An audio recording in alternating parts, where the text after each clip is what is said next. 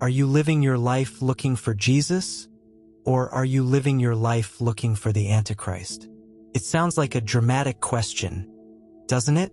But how you answer that single question completely dictates the way you wake up, the way you invest your time, and the way you view the future. There is a massive debate in theological circles about the timing of the end times, specifically when the rapture happens in relation to the tribulation. Some say before, some say during or after. Now, let's be clear right off the bat. Where you stand on this timeline doesn't change your ultimate destination. If you put your faith in Jesus Christ, you are secure. We are all going to the same heaven. But here is what it does change. It changes the entire flow, feeling, and essence of your daily walk. It creates two completely different types of mindsets on earth right now. Let's break down exactly why the math of your expectation changes the reality of your behavior, and why waiting for a rescue looks entirely different than waiting for a wreck. Let's look at the first mindset. If you believe that the church must endure the horrors of the tribulation, your focus, by sheer logical necessity, shifts. You cannot look for Jesus to return today. Why? Because in that framework, a list of catastrophic events has to happen first. The world has to fall apart completely, and the Antichrist has to be introduced to the global stage. When your primary theological focus shifts to watching for the Antichrist, it naturally pushes you into what I call the gold, guts, and guns category. Think about it. If you honestly believe you are about to live through the worst period of human history, your natural human instinct is survival. You start thinking about tracking global currencies, storing up physical hedges like gold and silver, hoarding mountains of freeze-dried beans, and buying weapons to defend your perimeter. You end up in a scenario where you're comically, but realistically, thinking, man, I'm going to survive this, and if anyone tries to touch my supplies during the dark days, I'm going to have to blast them. But ask yourself, is that really the essence of the message of Christ?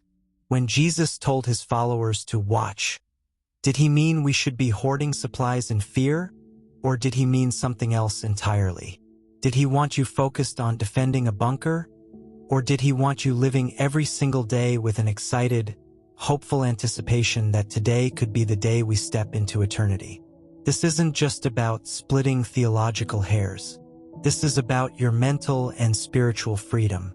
When you believe in an imminent, sudden appearing of Christ, the understanding that Jesus could truly return at any moment, it has a profound, liberating effect on your heart. The Apostle John wrote about this exact dynamic. He said that everyone who has this specific hope in him purifies himself. Why does immediate expectation cause purity? Because urgency changes priority. Imagine you're a retail investor or a business owner. If you know a massive, game-changing market shift could happen this afternoon, you don't put off your analysis until next month. You act now. You clean up your portfolio today. It's the exact same thing spiritually. If you think you have 7 years of tribulation warnings before you see Christ, you might tell yourself, I've got time to clean up my act later. But if you believe Jesus could call you home before the sun goes down, you look at your life right now. You fix that broken relationship. You drop that secret habit. You align your actions with your values immediately.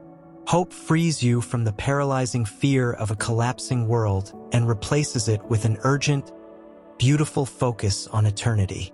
But let's look at the sobering side of this structure. These concepts aren't just fascinating topics for a video or structural theories on a chart. This is a baseline reality. Think about the sheer statistics of the world right now.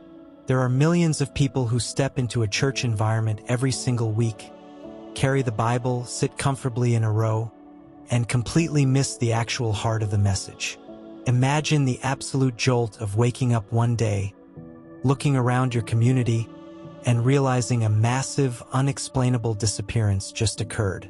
Imagine walking into a church building on a Sunday morning, looking at the empty seats, and realizing Am I early? Where is everybody? What a terrifying, brutal wake-up call that will be. Because in that moment, theology ceases to be a debate. It becomes an undeniable fact. The structure held true, the departure happened, and the clock is ticking. Yes, the historical texts show that people can still find salvation during that dark upcoming period, but the path becomes incredibly brutal, bloody, and difficult. It is a structural nightmare you do not want to experience. So, let's bring this straight home to where you are sitting right now. Are you absolutely certain where you stand? Are you certain that your faith is firmly anchored in the one who took the weight of the world's brokenness so you wouldn't have to? If there is even a shadow of a doubt in your mind, this is the exact moment to step out of the chaotic, fearful guesswork of the world and step into a highly calculated, secure framework of faith. You don't have to live in fear of a global collapse, and you don't have to spend your life building a fortress of fear. Open your heart, accept the grace that has already been paid for, and change your expectation from looking for distress to looking for deliverance. The path of least resistance is right there in front of you. Stop predicting the worst, start reacting to the ultimate promise, and live every single day with the liberating joy that today just might be the day.